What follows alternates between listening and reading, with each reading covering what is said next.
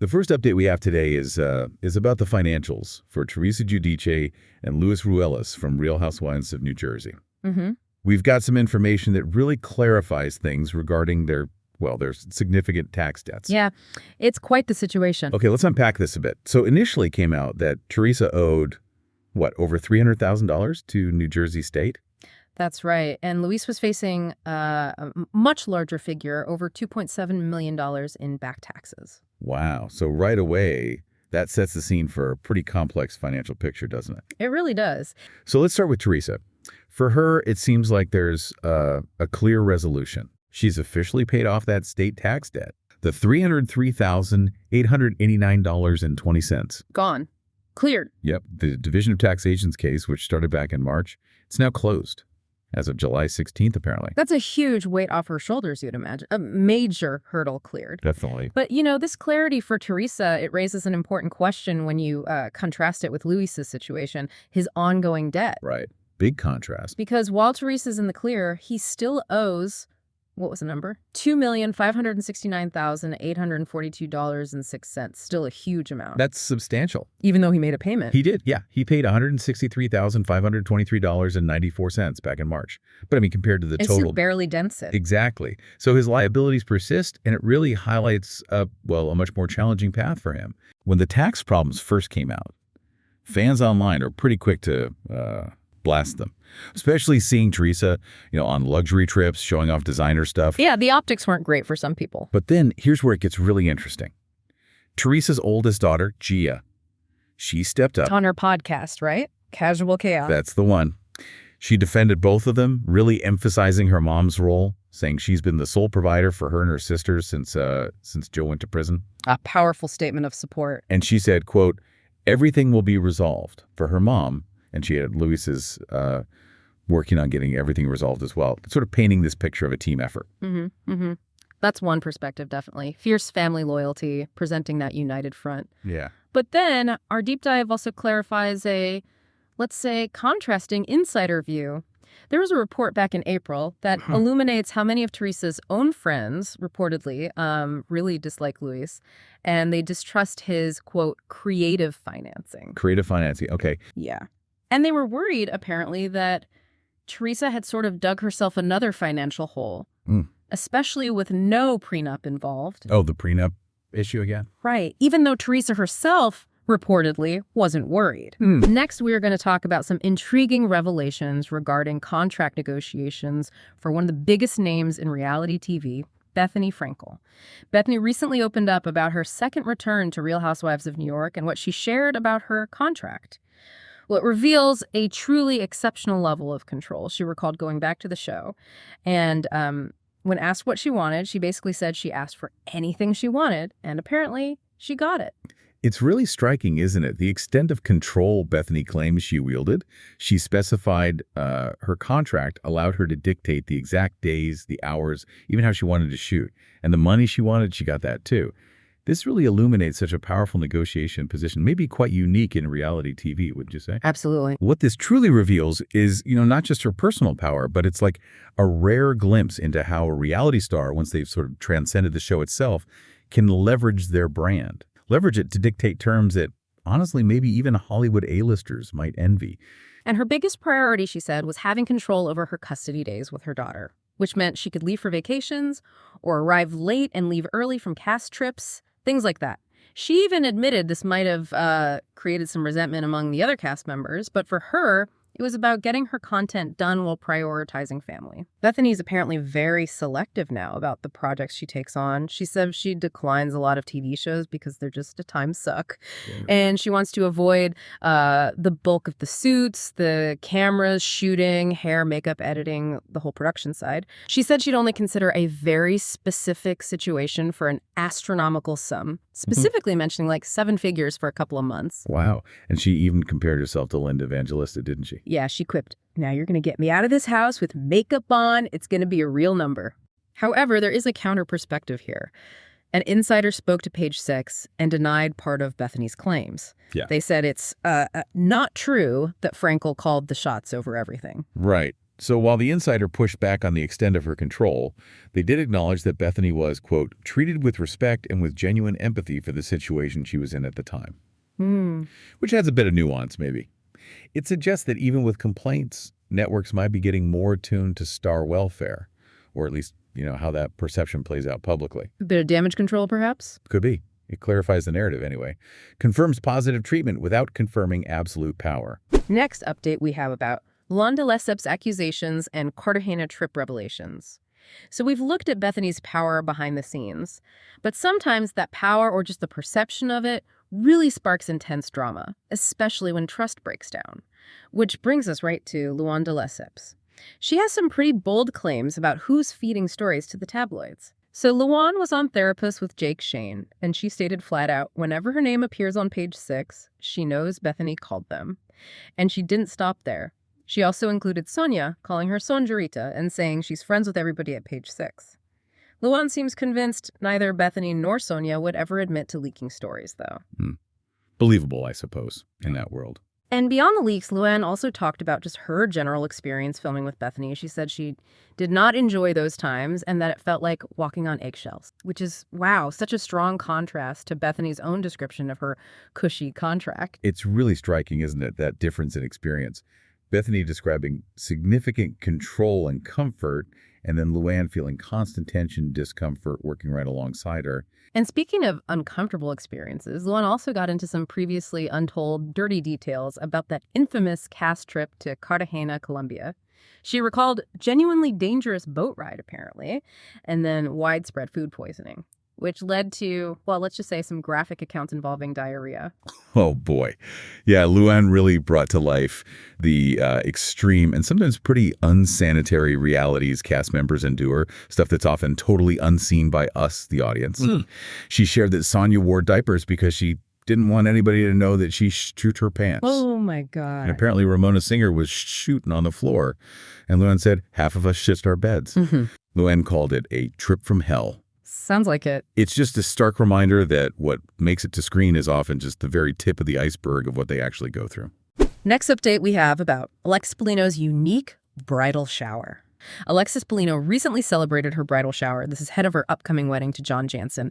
Alexis is 48. She wore this white cutout two-piece outfit for the shower, which was on a Sunday. It included close friends, family. Tamra Judge was there, Joe De La Rosa, Alexis' daughter McKenna, Heather Amin too. And the theme itself was something else. Alexis called it the wow before the vow.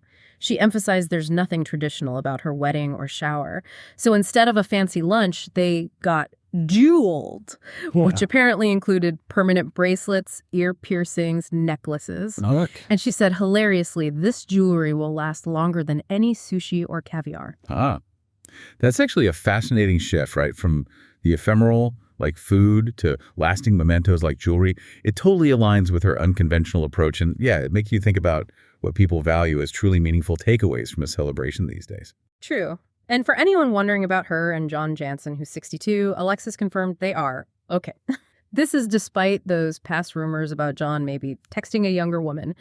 They even went on a sort of pre-wedding honeymoon kind of cruise to Alaska because they think they'll be too busy for a real honeymoon right after the wedding. And just for context, John Janssen previously dated Shannon Beador, who's 61. Next update we have about Tamra Judge's emotional exit and return to RHOC. Okay, let's turn our attention now to Tamra Judge, specifically her temporary departure from Real Housewives of Orange County. This happened after that really heated dinner where Gina Kirschenheiter criticized Tamra for being sloshed and unkind to Katie Janela. Emily Simpson also accused Tamra of throwing a fit. But the reason Tamra briefly left, it was deeply personal. She explained to Us Weekly she was under just immense stress. Her friend Teddy Mellencamp had been diagnosed with stage 4 brain cancer. Oh, wow, that's heavy. Yeah. Tamra revealed she was wasting away, down to like 108 pounds, wasn't eating or sleeping, and had to take Xanax to even cope. She admitted that drinking and taking a Xanax on the night of that dinner was probably the worst thing she could have done. Gosh. And Bravo's response to her exit was actually pretty understanding, it seems. Both Andy Cohen and executive producer Alex Baskin called her. They asked her to take a week off and basically said they'd respect her decision if she still wanted to quit after that.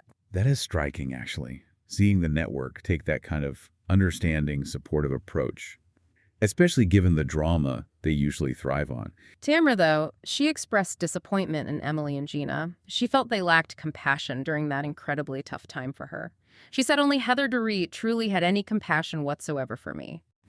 Tamra really affirmed the pure love she sees in Alexis's engagement to John Janssen. She even defended John, saying he kind of gets a bad rap.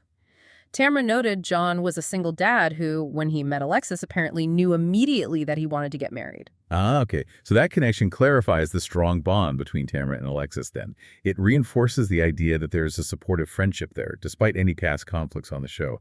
It sort of speaks to the idea that some reality TV friendships are genuinely deep and can actually transcend all the on-screen drama. It seems so in their case. Next update we have about Shannon Beador's defense and ongoing drama.